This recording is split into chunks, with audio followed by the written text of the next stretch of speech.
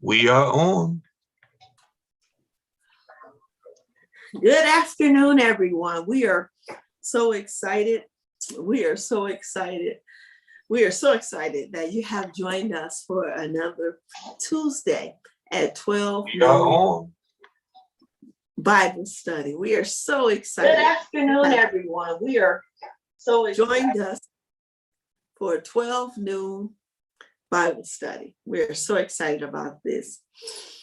You know, we have been having a blast during this month of September. We have been talking about mental health and awareness.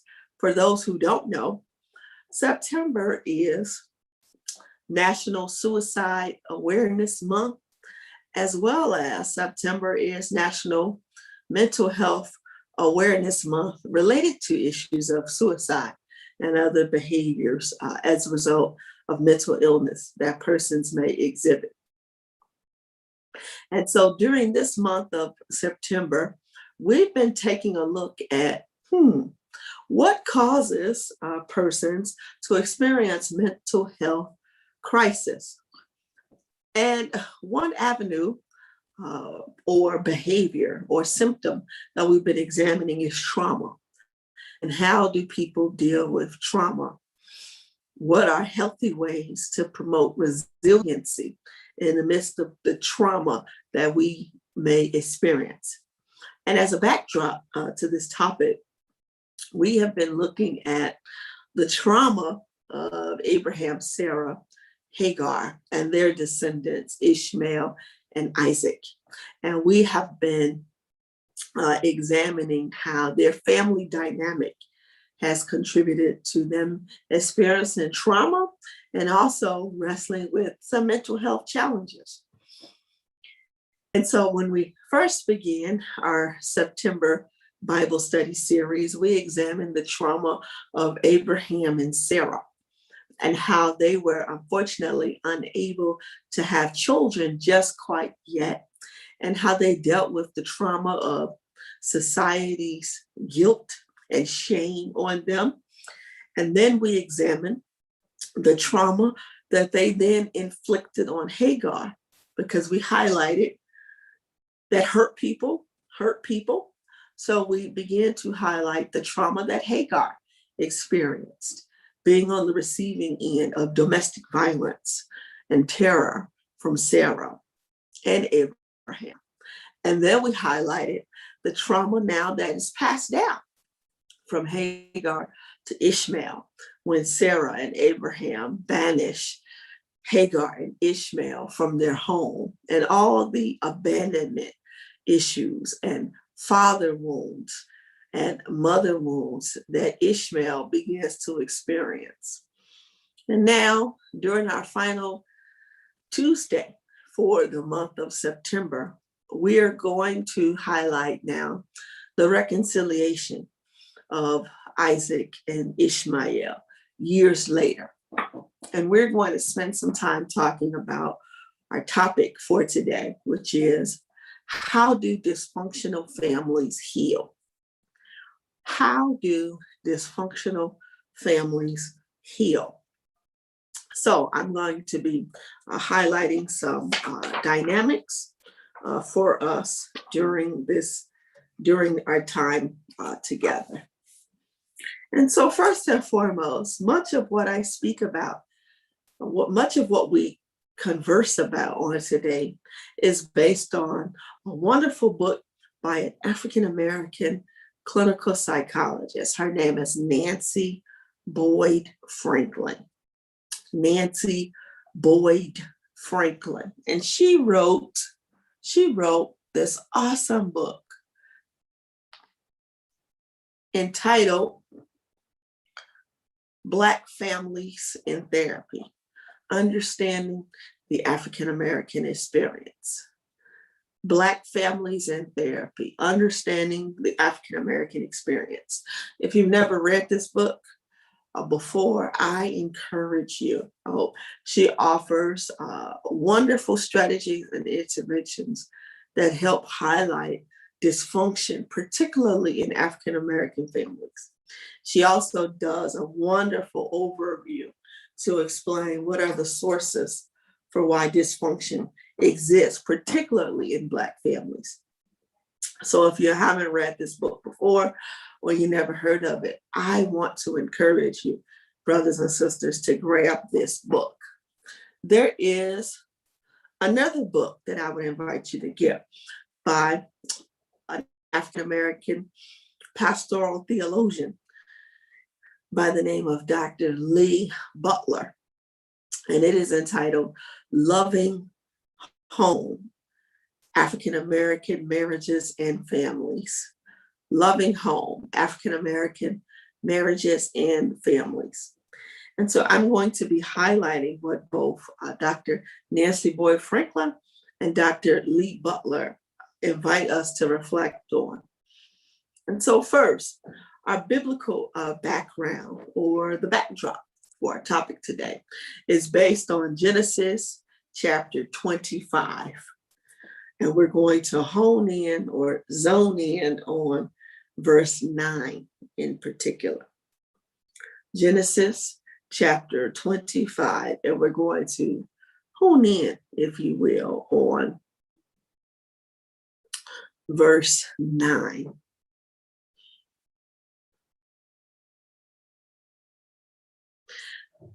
So we see Ishmael and Isaac. They are the descendants of Abraham. They reconcile after years of being separated or apart. We discovered that they reconcile. Interestingly enough, it'd be interesting to first talk about their ages. For those who don't know, Ishmael is the son of Hagar. Isaac is the son of Sarah. And so Abraham, you remember how the story goes. Abraham and Sarah had been promised years earlier by God that they would be given an heir. And after waiting, they seemed to lose hope. And so they took matters into their own hands. We've all been there before, where it seems as if God is not moving fast enough. So what do? We take matters into our own hands. We live currently in what I like to call is a microwave generation, where we immediately want something heated up fast, quick, and in a hurry right now. We don't want to wait. We struggle with waiting.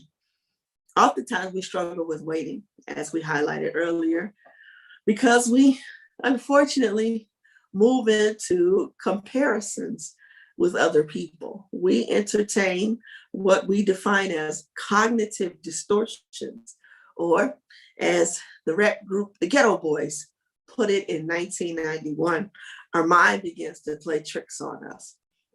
And we begin to compare our situations to others in life. And then therefore, we can no longer be patient and wait for the move of the divine in our lives. And so we tend to help God along, as if God, of course, needs our help. And we see this is what Abraham and Sarah do.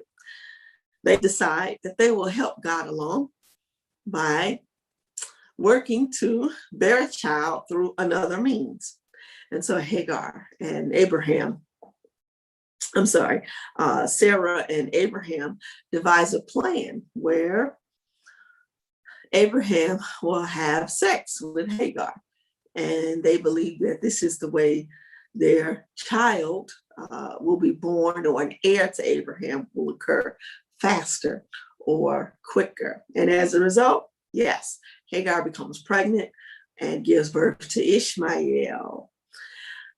Interestingly enough, though, as it would seem, Sarah would eventually become pregnant and give birth to Isaac.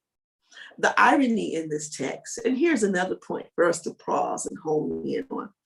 Even though Hagar and Ishmael have sex and create a child, God still keeps his promise to Abraham and Sarah, and still allows them to bear a child, in this case, Isaac.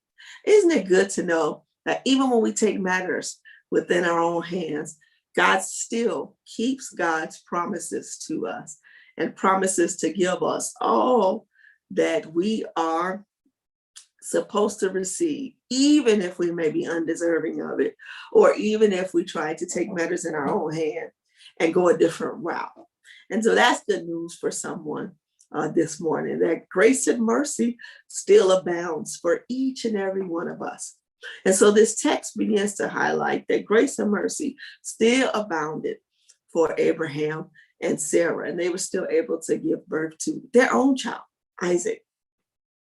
Years later now, the family would continue to engage in dysfunction and be a dysfunctional family. As Isaac is growing up in the same house under the same roof as Ishmael, Sarah begins to yet again become a little frustrated, jealous, envious, annoyed at seeing her son Isaac play with Hagar's son Ishmael. And so Sarah goes to Abraham and says, banish both of them from the home. And they do. Abraham does. He banishes Hagar and Ishmael from the home. And these two dysfunctional families now live apart, and they separate for years and years and years, never to come back again until Abraham's death. And this is also good news for someone today, because this shows us that maybe our challenges, maybe our dysfunction, maybe our struggles, maybe our crisis won't be solved in our lifetime, but maybe they'll be solved after we physically leave this earthly realm.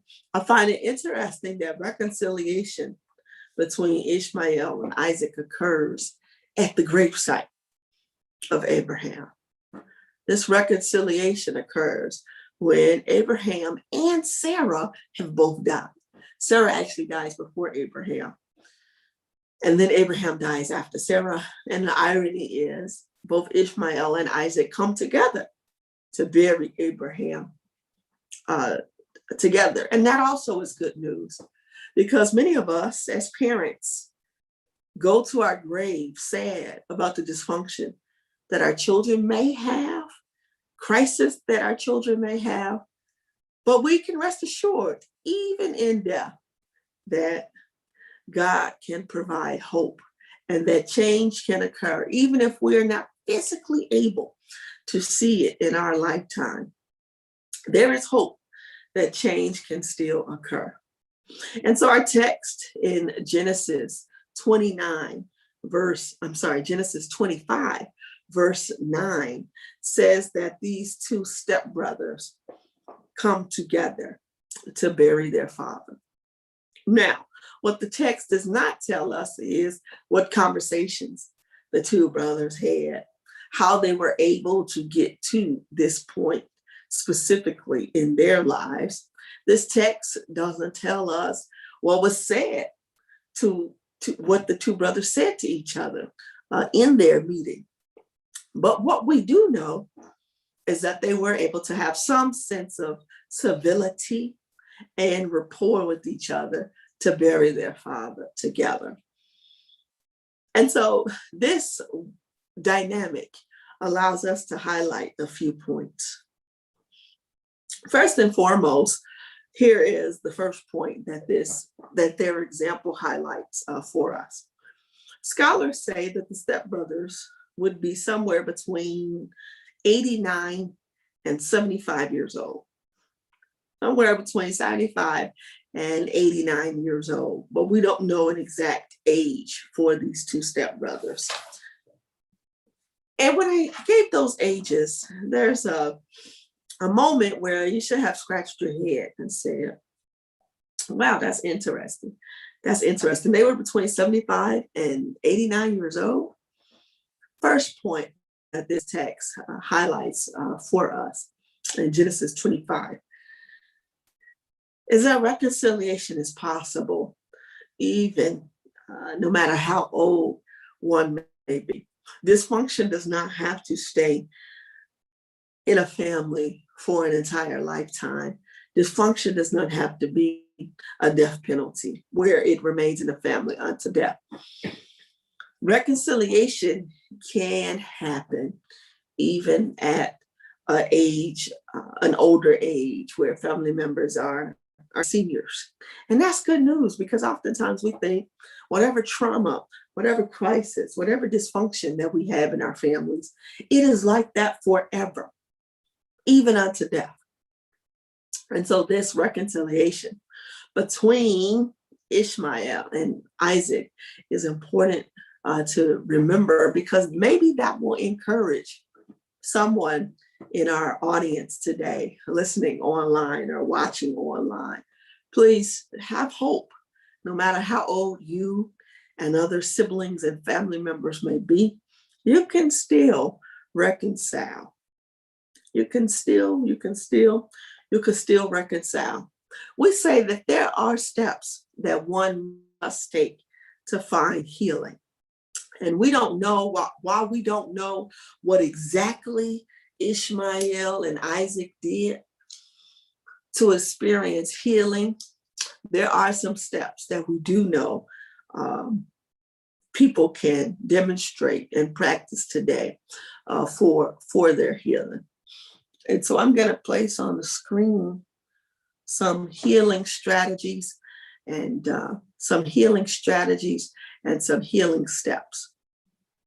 First and foremost, we say healing occurs in a variety of spaces and places. Healing occurs in a variety of spaces and places. First, we say it's important for one to exhibit physical and mental health healing. Physical and mental health healing. And so we say physical and mental health healing takes into consideration those particular patterns that you see at the bottom of this image. First and foremost, we say healing must take into consideration healthy eating and exercise to resist severe obesity. Healing must also take into consideration care for our chronic illnesses. So if you have diabetes, congestive heart failure, and other forms of chronic illnesses, such as COPD, or an STD, or a stroke, or a history of stroke, and broken bones, we say it's so important to take initiative and care of yourself, and take initiative and care of your physical health. Please, please, please, we encourage you to be aggressive around your physical health. And we say one way to be aggressive and care for your physical health is by resisting the behaviors you see at the top of this image. So resist inability or lack of physical activity. Try your best to learn to move, to exercise, even if it's something as simple as walking outside and walking around your block.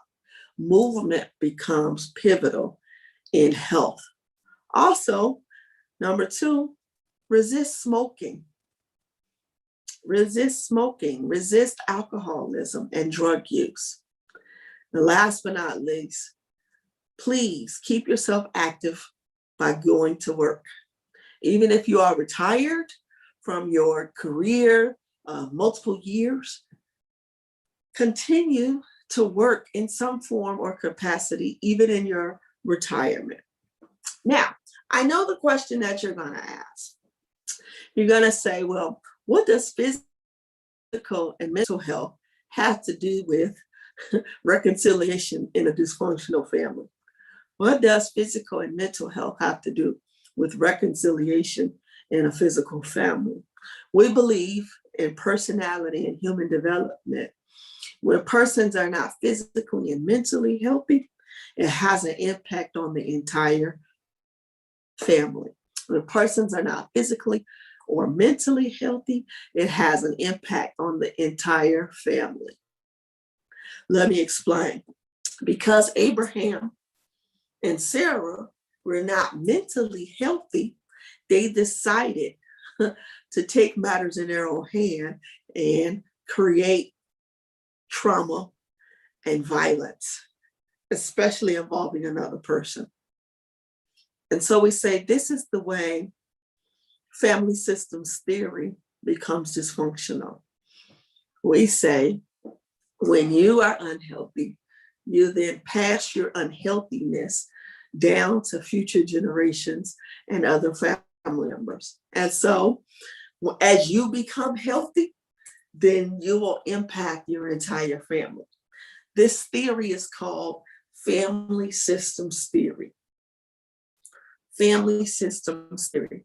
There are important family systems theorists that I would invite you to check out.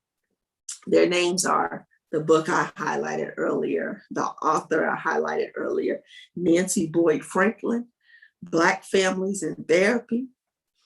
Also, another famous African-American or African-centered family systems theorist that we highlight is Naim Akbar. That's spelled N-A apostrophe I-M A-K-B-A-R. Again, N-A apostrophe I-M, last name A-K-B-A-R. We also highlight the work of a gentleman by the name of Wade Nobles, W-A-D-E-N-O-B-L-E-S, Wade Nobles. Naim Akbar and Wade Nobles have several selections on Amazon that you could pick up that talk about this dynamic of family systems theory in African-American tradition and what are the ways in which, as you, an individual, become healthy, it now impacts your entire family. Your entire family will become healthy. This is the theory of African-American family systems theory. And those books that I would invite you to check out, in addition to Black Families in Therapy by Nancy Boyd Franklin, I'd invite you to check out a wonderful book called Know Thyself by Naim Akbar. Know Thyself by Naim Akbar. Also, check out Akbar's Papers in African Psychology. Akbar's Papers in African Psychology. That's literally the name of the book. Akbar's Papers in African Psychology. And so family systems theory. Oh, I'm sorry. No, Doc, can we just pause one moment? Yes. There's a question when you stated that Isaac and Ishmael were step brothers. There's a question on how were they step brothers. So yeah, that's one of the questions that Robert and Diana are posing. Oh, I'm so glad you asked that question. Let's talk about it. They were stepbrothers because Abraham is the father of both of them. Abraham had sex with Hagar and created Ishmael, and Abraham had sex with Sarah and created Isaac. And so while the two shared two different mothers, Ishmael's mother is Hagar and Isaac's mother is Sarah, both of them had the same fathers, Abraham. And so this makes the two of them, Ishmael and Isaac, stepbrothers, we say. Okay. Thank you. Thank you so much for the question, family. This is great. This is great. And as a result, the two of them end up having much dysfunction between the two of them because they have two different moms. Now they fight, they war because Abraham had them living, they were all living together under one roof, right? So Abraham is caring for both Hagar and Sarah, and he's caring for both Hagar and Sarah's children. So he's caring for Ishmael, who is Hagar's son, and his son, and he's also caring for Sarah and Isaac. Isaac being Sarah's son and Abraham's son. I'm trying to tell you, no need to watch General Hospital or One Life to Live, because the Bible is the ultimate soapbox for us for us today. Yes, and so these two brothers have a little dysfunction because of how they arrived in the world, how they were born, the circumstances and the narrative of their birth. But our text in Genesis 25 highlights that they are able to reconcile at some point to bury their father Abraham. They are able to reconcile. And so how does reconciliation happen in dysfunctional families? First and foremost, according to family systems theory, we say reconciliation occurs when individual family members become mentally and physically healthy. When individual family members become mentally and physically healthy. We believe the same way you could have a glass of water. Here's the analogy I like to use. You can have a glass of water. You can have a glass of water and you can drop a little rock in the glass of water. Or you could go to the lake, go to a pond, and you could take a rock and throw a rock in the water. What will happen to the water? This is for people born in the country, born in the South. If you were to take a rock and drop it in some water, or skip it across the pond or across a lake, you would see a ripple wave effect happen around the entire pond or lake or water area. This is the analogy that we like to use with family systems theory. When one person gets healthy, it impacts the entire family. Can I tell you a story? Can I tell you a story? I'm going to be vulnerable and transparent. My mother used to have rent parties before she found Jesus. When I was about 9 or 10 years old, my mom and dad would throw rent parties. They would take out all of the white lights in the basement. And they put in red lights. So that when you cut the lights on, the whole basement is red. And then they would put on some Earth, Wind, and Fire, some Marvin Gaye, some Donny Hathaway, the Temptations. And then my mother would cook a bunch of fried chicken, and my dad would go to the liquor store and buy a bunch of alcohol. Matter of fact, it'd be more alcohol at the party than it would be fried chicken. And there's a reason behind that, right? And my mother would charge $1 to get into the basement. And I remember as a kid, I would sneak downstairs and sit on the steps right out the basement, me and my brothers. My mom would put us to bed at night and say, "No, you all stay in your room. Me and your dad, we're going to be in the basement with some friends." And of course, me and my brothers would sneak out our bedrooms. We would sit on the basement of the steps. And my brothers, not me, because I was an angel. Not me, because I was an angel. When my mother and father would get drunk, my brothers would sneak downstairs and they would take a sip of wine and some of this liquor left over in these red Solo cups when my mom and dad and the other adults weren't paying attention. And we would do this on Friday nights growing up. And finally, watch this. One day, my mother goes to church and has an encounter with God. And she comes home and she tells my dad, "We're not going to throw those Friday night parties anymore." And my dad said, "Wait, what you talking about?" And she said, "I'm not going to do it. I'm just not going to do it no more." And sure enough, my mother stopped and we didn't have those parties no more. And it had an entire ripple effect on our whole family because my dad stopped drinking. And then my brothers, who they themselves, even as teens, had become addicted to alcohol, they stopped drinking. It had this whole entire effect on our entire family because my mother changed. And it had an entire effect on our entire family. And so we tend to say, this is the way family systems theory, this is the theme of family systems theory. And as a result, the entire family gets better, if you will. We also say in family systems theory, another dynamic that occurs Another dynamic that occurs is number two. You know what ends dysfunction in many families? Death. Death. Death is an example of a particular event in a family that can actually cause healing.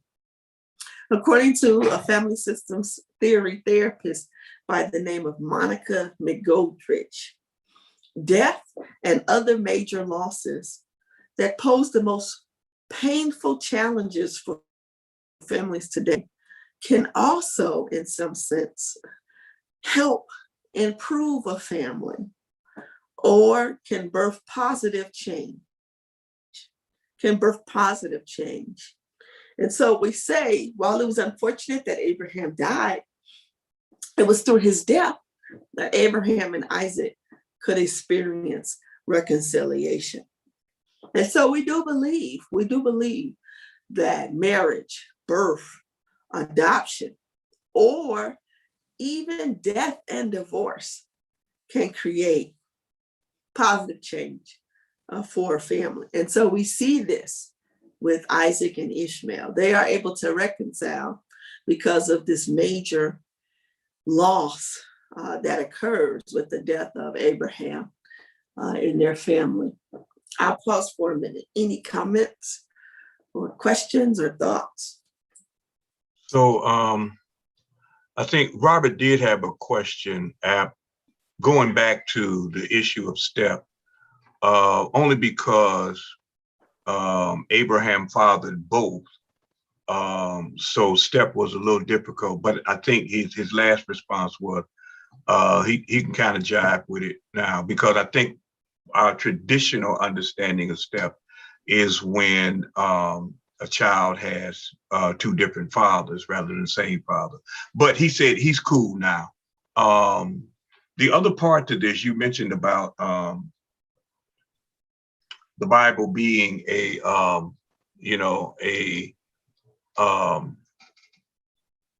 soap opera of sorts, reality TV.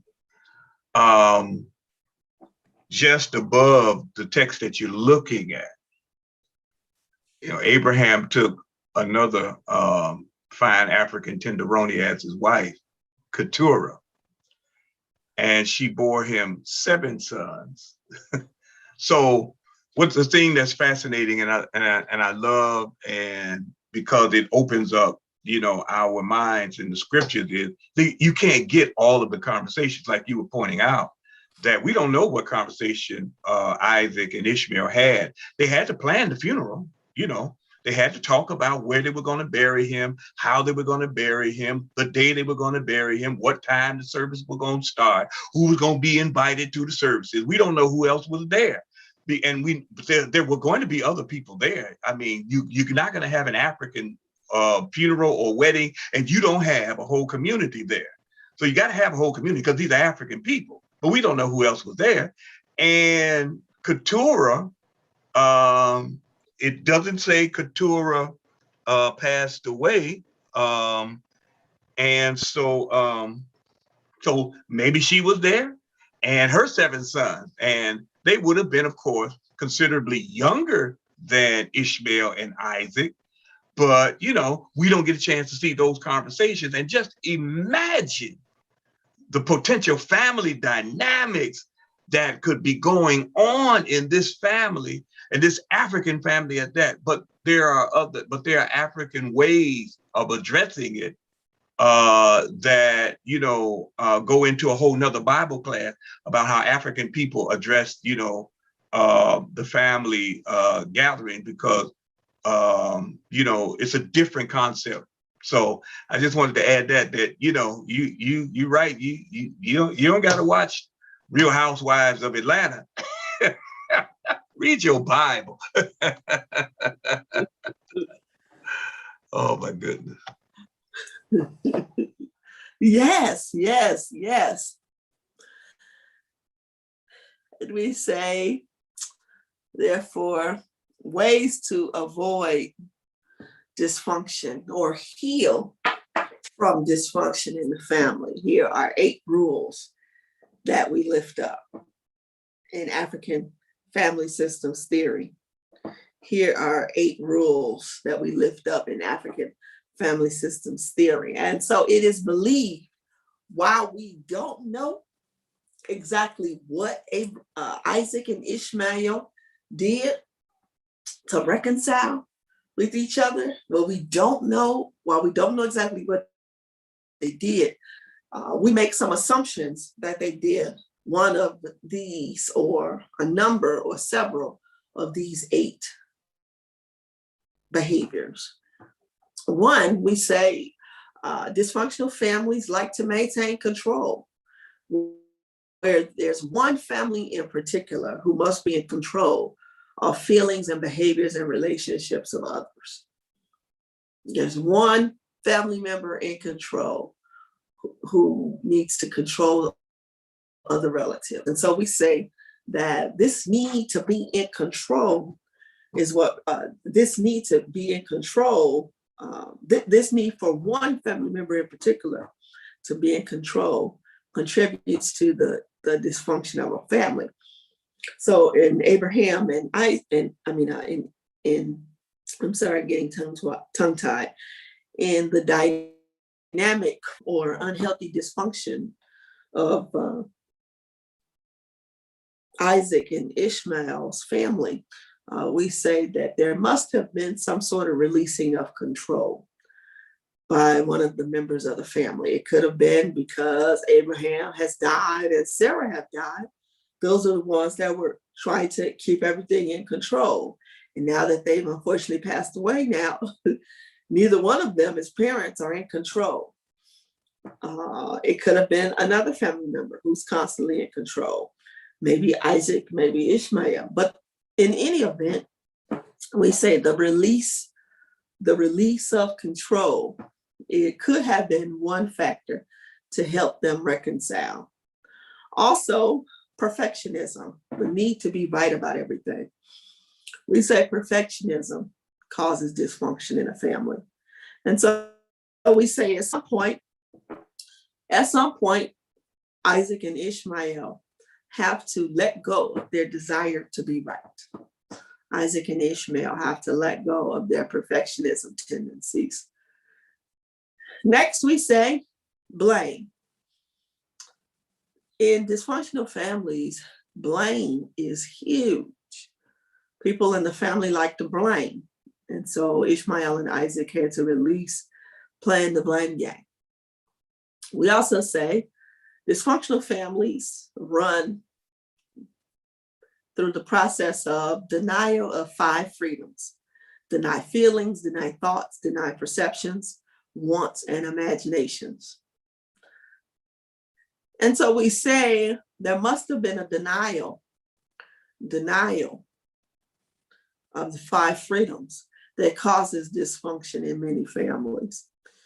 And so Abraham, Hagar, and Sarah, in some sense, participated in a family where these freedoms, the 5 freedoms of feelings, thoughts, perceptions, wants, and imaginations were denied. But Isaac and Ishmael are able to enter into relationship with one another where they honor their 5 freedoms. They honor these 5 freedoms. They honor the feelings of each other. They honor the thoughts of each other. They honor the perceptions of each other. They honor the wants of each other, and they honor the imaginings of each other. Next, we say the no talk rule. Resisting or refusing to have an honest conversation and just talk honestly also causes dysfunction. And so there's a thought that maybe Ishmael and Isaac finally just were able to talk, to lay everything out. Like some scholars believe maybe Isaac learned what happened to his big brother and how his big brother Ishmael was banished from his household. Scholars wonder if in his older age, Isaac learned the truth about how his stepbrother Ishmael was born. And so maybe that caused the 2 of the brothers to be able to sit and talk. Also, we say myth making. myth making, meaning not acknowledging that there's a problem, desiring to always look on the bright side.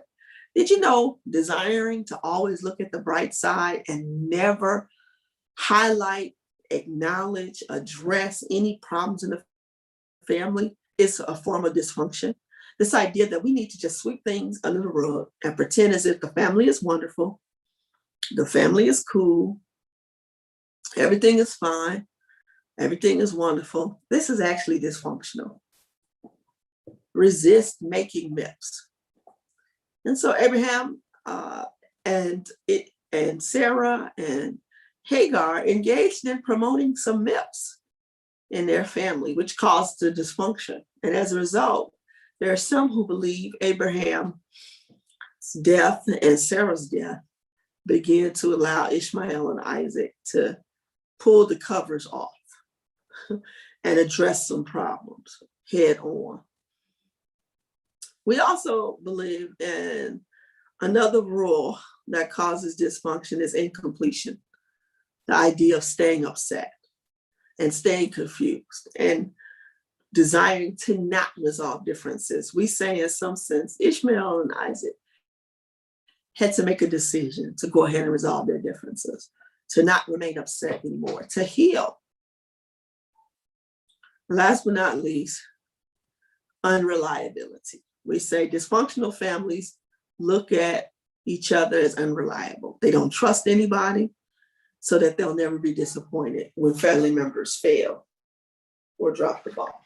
In some sense, we say Isaac and Ishmael had to learn to work through their distrust of each other and rely on each other, become reliable to each other in some sense. Now, here's the irony. Here is my struggle. Here is the irony for us today. Please, family, get this. I hope you have pen and paper to write this down. We see a current war today. We see a current war today between Israel and Palestine. Israel and Palestine. It is believed that Israel is the descendant of Isaac. Israel is the descendant of Isaac. Palestine is the descendant of Ishmael. Israel is the descendant of Isaac. Palestine is the descendants of Ishmael. Our Israel brothers are the descendants of Isaac, and our Palestinian brothers and sisters are the descendants of Ishmael. And so a question that you should be scratching your head wondering today is, how come these two warring communities have never been able to come together? The irony in our text today is that even though Genesis 25 verse 9 tells us that Ishmael and Isaac come together to bury their father, their descendants continue the fight, continue the dysfunction between each other. Why, you might ask? Because they have continued to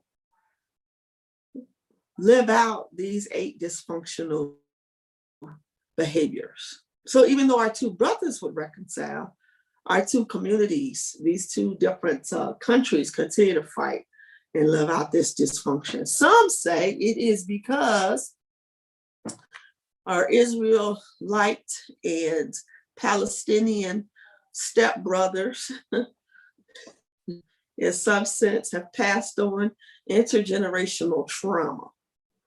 There's been intergenerational trauma that has been passed down from Ishmael and Isaac. So some say it is because of the trauma that Isaac and Ishmael experienced growing up in a dysfunctional household run by Abraham, Sarah, and Hagar, that now this generational trauma that was passed down to them, even though the two of them reconciled at the gravesite of Abraham, they still have passed down this trauma to their descendants, Israel and Palestine.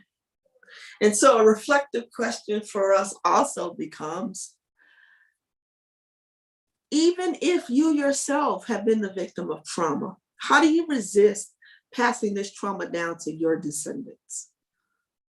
How do you support healing in your own families so that years later, even if you reconcile with family, even if you heal your family systems, even if you resist, you and your family members resist practicing these 8 dysfunctional patterns that we highlighted a few moments ago, how do you make sure your children don't pick it back up and continue the dysfunction? That becomes a challenge for all of us. For whatever reason, Ishmael and Isaac were, even though they were able to reconcile, they weren't able to keep their descendants from fighting each other. Their future sons and daughters and grandsons and granddaughters and great-grandsons and great-granddaughters continue to fight even to this day. And so this becomes a wonderful reflection for the responsibility that we have in our communities to stop the trauma from continuing to regurgitate from generation to generation to generation. Thank you, family. Any thoughts? Feel free, Pastor, to jump in. Any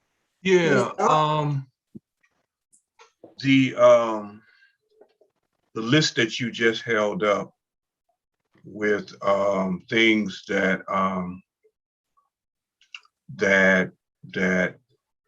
exacerbate, the 8 rules of dysfunctional families.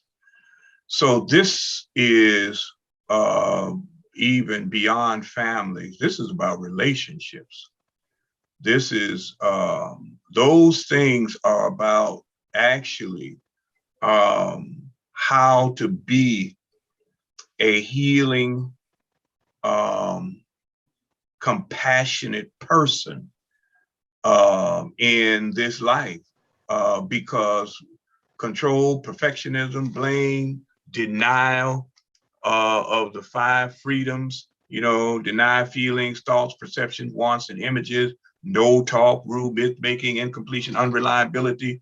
Those are what make up a healthy, healing, compassionate person in relationship with other people, in particular in church. So what you find in church relationships or job relationships, you find that either 1, 2, 3, 4, or all of these together are going into the mix to create dysfunction in church relationships, in job relationships, in family relationships, in sorority, fraternity relationships, in neighborhood relationships.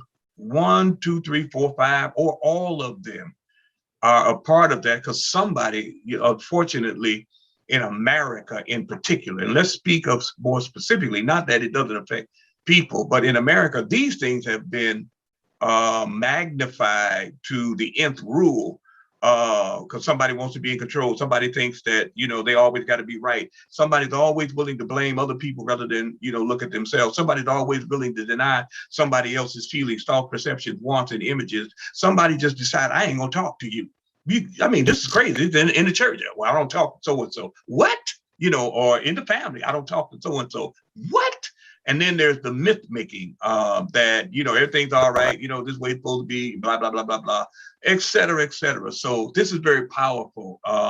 And so we'll, if you can send this to me, because we're going to post this on the Facebook page and the YouTube page and all of that, because first of all, that is just incredible for being a healthy, healing, compassionate individual and not trying to reduce the standard to just say, well, it is what it is. So-and-so is just like that, blah, blah, blah. No, whether they're going to be like that or not is up to them, but we don't have to accept that.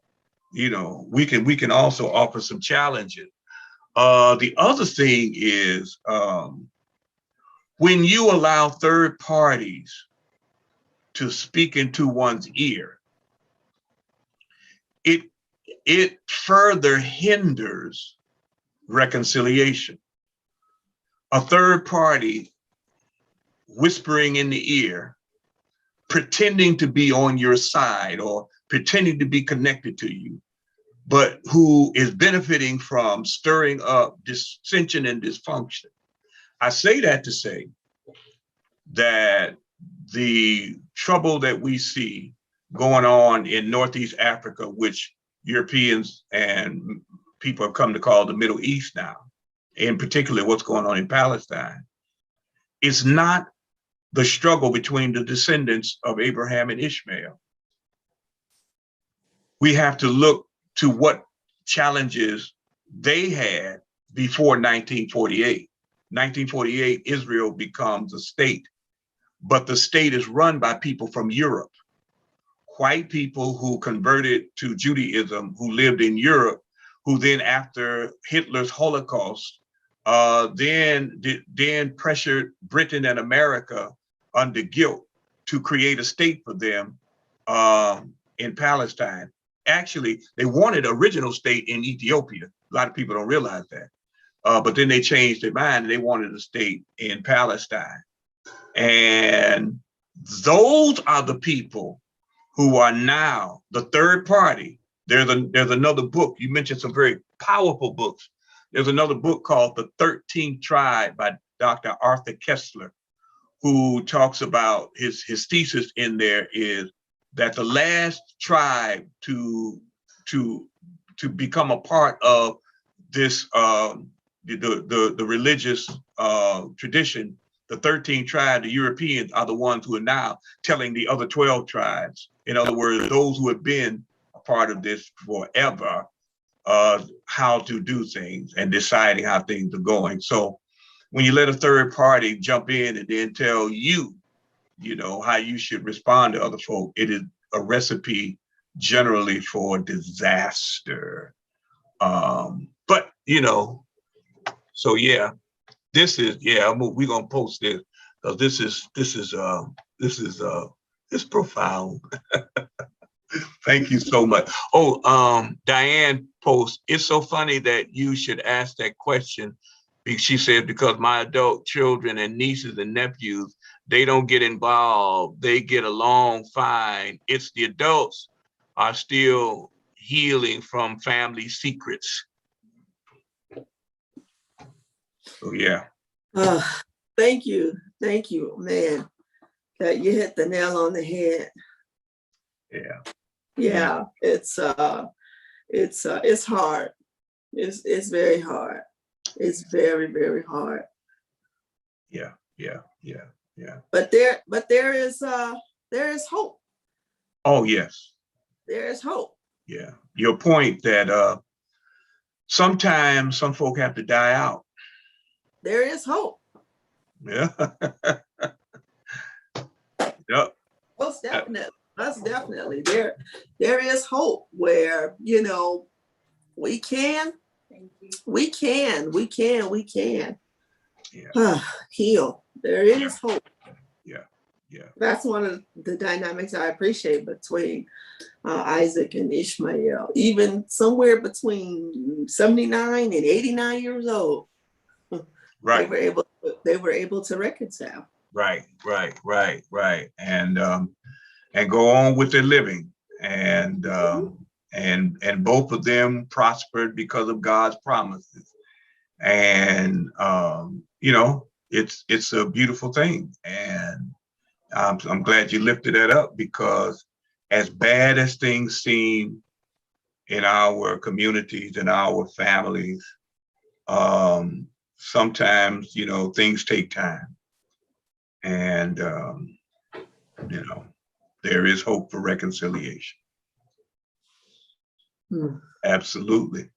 Yes. Yeah. So next week, we are excited because next week kicks off October, Domestic Violence Awareness Month. And we're going to look at a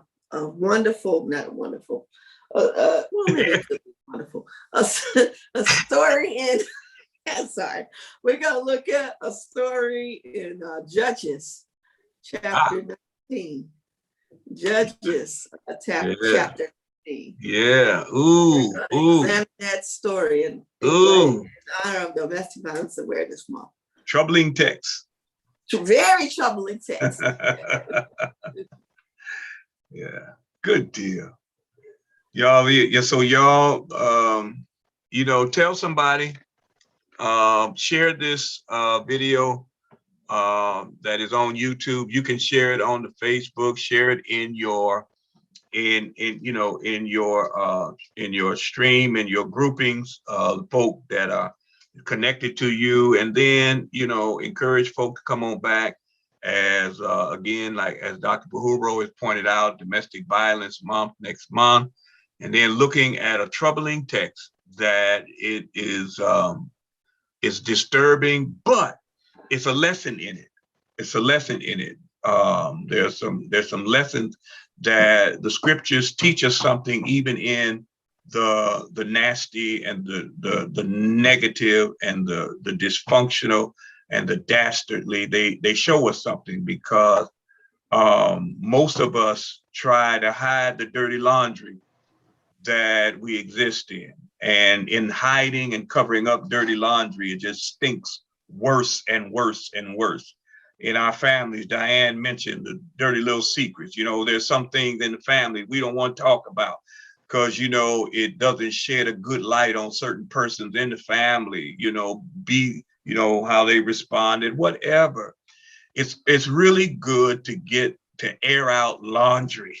We don't hang our laundry on the line like we used to, so it can air out. We put it on Facebook. We put it on Facebook.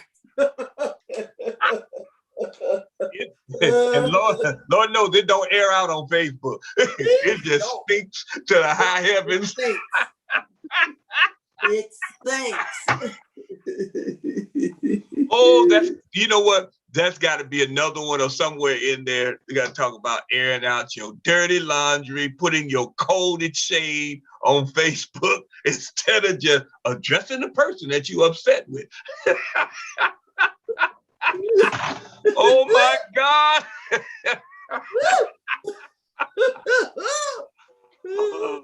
Oh, thank you so much, Dr. Buhuro. Somebody tried to do that with me. Somebody got upset with me one day. So they took to Facebook to subliminally talk about me really bad. Yeah. And so a bunch of other people started calling me up, saying, Danielle, did you see what such and such just said about you? And so because I believe the person that will bring you a bone will also take back a bone. Absolutely. I said to each of the persons who called me up and said, did you see what such and such did about you? I said to each of them, let such and such know that I defriended them a long time ago on Facebook, so I don't even see it. I'm so glad you modeled that, because you're right. With a dog that will bring a bone will carry one too. And, I always say, yeah. So what did you say when you heard somebody say that, or you saw that on Facebook? You just had to run and tell me, but you didn't say nothing. Yeah. Oh my goodness. So for our family today, my encouragement is that there's two buttons. There's two buttons on social media that will bless your life, and that I say is a form of self-care and pastoral care to yourself. It's called the unfollow button and the defriend button. That unshare, that unfollow button and defriend button will help your mental health tremendously. Absolutely. Let that be something you carry with you today, y'all. That unfriend, unfollow, and defriend, just block. Because don't forget that. You're right, the block button. That's right. Too. No need to subject yourself to subliminal shade from somebody else who can't talk to you, either a phone call or face to face, but they got to put it out there and get all these likes. Oh yeah, you telling them. Yeah, you just a coward. You just a plain old fashioned coward. That's it. Oh, thank you so much. Oh, even in the afterglow, we getting jewels. All right, see you later. All right, bye-bye now.